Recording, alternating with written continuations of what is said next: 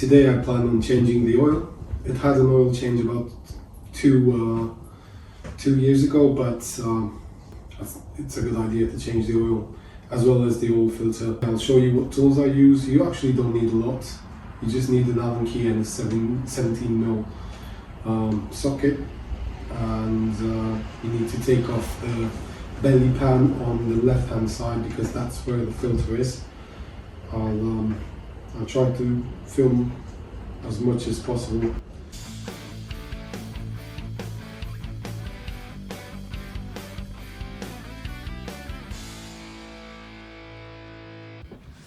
As a first step, I took off the highlighted bolts from the fairings, so even though they looked rusty, they came out easily because you only have to twist them and they come out very easily. These were quite rusty on the lower side of the fairing, but on the upper side they were okay. Also bear in mind there is one bolt on the inside of the fairing that holds the black piece of fairing, so the one in front of the headers. It holds it on the belly pan, and then there's that one in the middle, and there is one more bolt just on the engine, and the next one is behind the side stand, and you'll see that there was one more underneath the belly pan, so that one's a bit hidden, but I managed to find it in the end. That one there. And we have the same thing at the front of the fairing, so there's this that holds the two fairings together, so at the moment I'm trying to take them apart because they don't seem to bulge, so hopefully I can do it. Great success. So basically this thing needs to slide off this bit here, so you just have to slide it off and it will come out. It took a bit of time because it had quite a lot of dirt and it was seized, but I managed to get it out without breaking it, so that's a big win. We've got a special delivery. Basically what you'll need in terms of parts is obviously the oil, the filter and the plug. So I actually got a small discount from eBay, and this bundle is normally £44, and I got it for 37. So we've got the high flow filter, we've got the plug in the washer, the oil, which is packed. There it is. We're using 10W40. Some other stuff that you'll need is an empty tray for the old oil, which then you will dispose in an empty canister. The tools that we discussed about earlier, the Allen wrench and the 17mm socket, as well as a funnel which you will use to put the new oil into the engine, as well as dispose the old oil into the canister. Oh yeah, one more thing that you'll need is some kitchen foil, aluminium, because I usually place it on the headers so I don't drip any oil onto them, because it usually leaks from the oil filter on the headers directly, and then when you start the bike it's going to smoke and you won't know what it is, and you're going to get scared and you're going to piss yourself and start crying like a little sissy. Next I placed the tinfoil on the headers in order not to get oil on them, because as I said, it will smoke once you finish the job. And yeah, I wrapped them really well in tin foil. Don't be stingy, use plenty of it, because it's a good way of doing it. And then I started the bike and I had to mute the video because it was way too loud.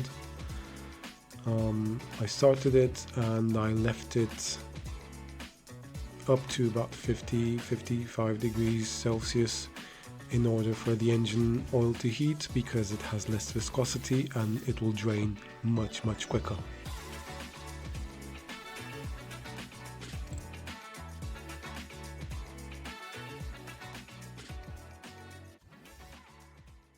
So now that the engine's hot, I left it to heat up to about 52 degrees temperature Celsius, and I think we're good to go, and drain the oil and take off the oil filter as well. So let's go. I'm gonna take off the filler cap. Oh, this is fucking tight.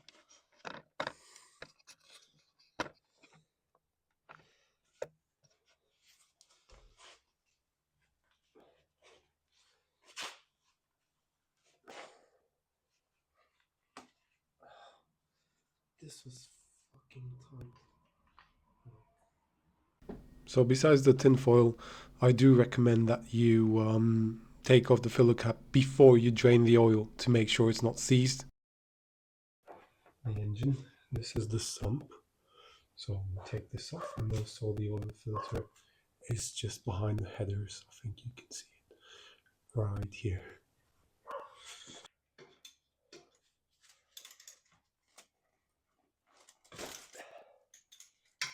Okay, we got moving.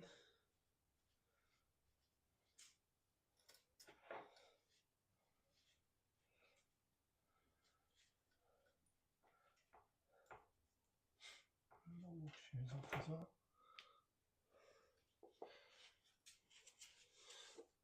And no oil on the glove, as you can see, but otherwise not too bad. And the oil isn't as bad as I thought, but still a good idea to change it. So after I took out the sump plug or the oil plug, I have tried taking out the oil filter, and unfortunately it was very stuck.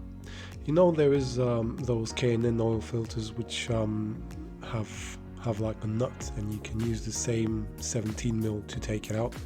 Well, unfortunately this one didn't have a nut, and it was also seized, and I didn't have an oil filter special tool, so I had to use those grips that you see in the video, and fortunately I did manage to get it off. But yeah, it can be a bit of a pain, but normally you can use that tool, those grips, to take it out.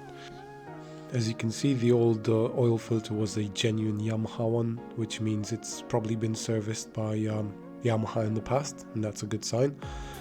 I could not find the OEM genuine filter, so I bought a high flow filter instead off eBay. Also, you can see that the tin foil is doing its job really well. Don't ask me how I know. We put in a brand new sump plug or oil plug with a brand new washer. Didn't do it too tight because you don't want to break it in the sump. And then I took the new oil filter, which was already greased, so it's got that gasket. And by the way, make sure that the gasket from the old filter is not on the engine, because if it is and you install a brand new filter, then you'll have an oil leak. And yeah, as I installed the brand new filter, I only had to do it up by hand, and then clean the headers, because I did get a teeny bit of oil on there, but it was okay. So cleaned everything, and we have a brand new oil plug and washer and a brand new filter.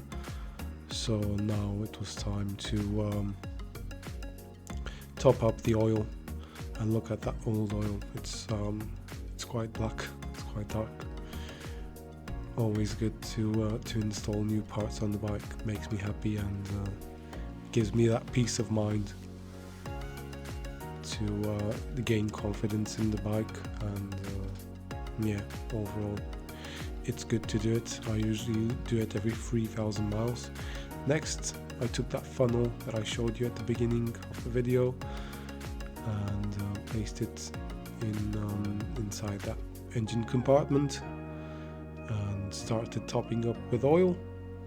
So normally the Yamaha R1 takes about 3.9 liters of oil, and this time she took 3.4, so 3 liters 400 millimeters of oil. And I put back the cap and I started the engine, left it running for a few minutes so the oil circulates inside the engine, and it was all good. She sounded lovely, and then I did a bit of a mess, so I had to clean that up. And as soon as the engine cooled down, so in a few hours, I topped up the oil, so another 500 milliliters, and she was all good. You also have the levels on there, so it's easy. Next, I disposed the old oil into an empty canister and took it to my recycling center. And yeah, that's pretty much it. If you like this video and it helps, make sure you like and subscribe. See you next time. Bye.